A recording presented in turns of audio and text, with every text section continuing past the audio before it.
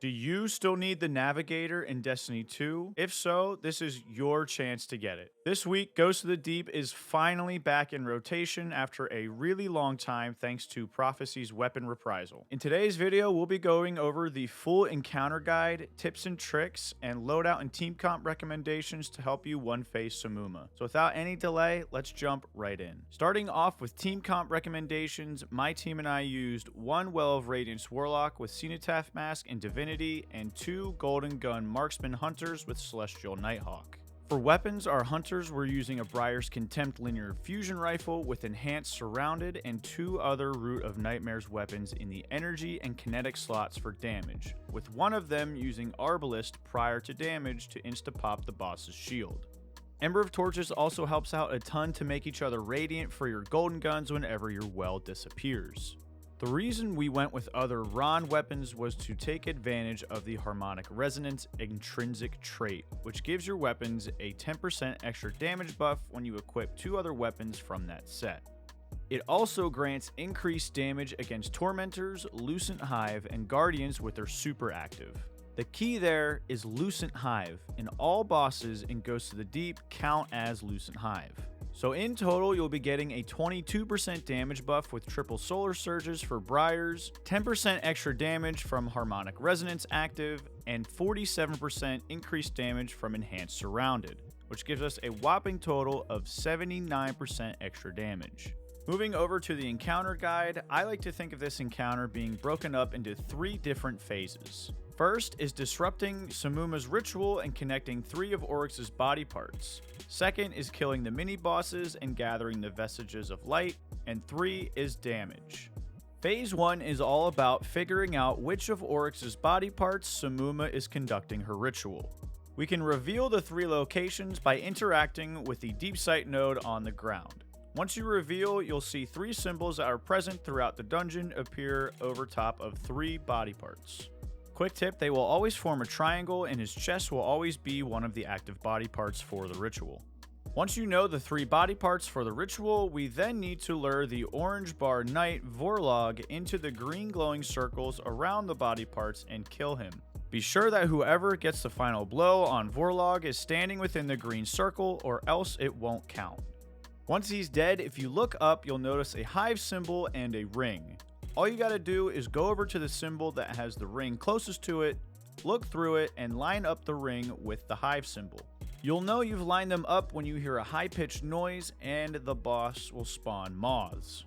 This is basically how we're able to connect the body parts together. Repeat this 2 more times and phase 1 will be complete. A few quick tips. You cannot kill Warlock at the chest first, so do any other of the 2 body parts first. Also, be careful of the moths that the boss spawns. They hurt a lot, so throw on some arc resist to help stay alive. Keep in mind that Samuma will always summon moths anytime that our good friend Warlock respawns, which is always right after we connect body parts together or after a few seconds if he's killed haphazardly. Before we continue with the guide, consider subscribing to the channel if you learned something new about this dungeon today. It helps out the channel a ton and it's absolutely free. Phase 2 of this encounter consists of killing 3 Lucent Hive mini-bosses and dunking their Vestiges of Light into the 3 body parts we prepped in Phase 1. If your team is comfortable splitting up into 1 room each to kill a Lucent Hive mini-boss, I would highly recommend doing so as this can help your runs go faster. The room farthest from the rally flag is the hardest in my opinion, as this contains the Lucent Hive Knight. For this guy, I would highly recommend playing off of some cover while he's in his super, because those shields that he throws are really OP and can even one-shot you, even if they bounce off a wall. Once his super is gone, you can play more aggressively and kill him quickly before it comes back. The next hardest mini-boss to fight, in my opinion, is the Acolyte in the middle room, and the easiest is the Wizard by the rally flag. For the Acolyte, you can also just jiggle peek some cover as well while he's in his super, but it's not as bad as the Lucent Hive Knight. The Wizard, if you ask me, is a little bit of a pushover, so you can kind of just do what you want and just kill her. After you kill your mini-boss, remember the symbol that's in the center of the room and crush their ghost. Your job is to now take that symbol and dunk at the body part with the matching symbol from the room that you were just in. Keep in mind that you must have deep sight active in order to dunk at the body parts, and if you dunk at the wrong body part, you will die.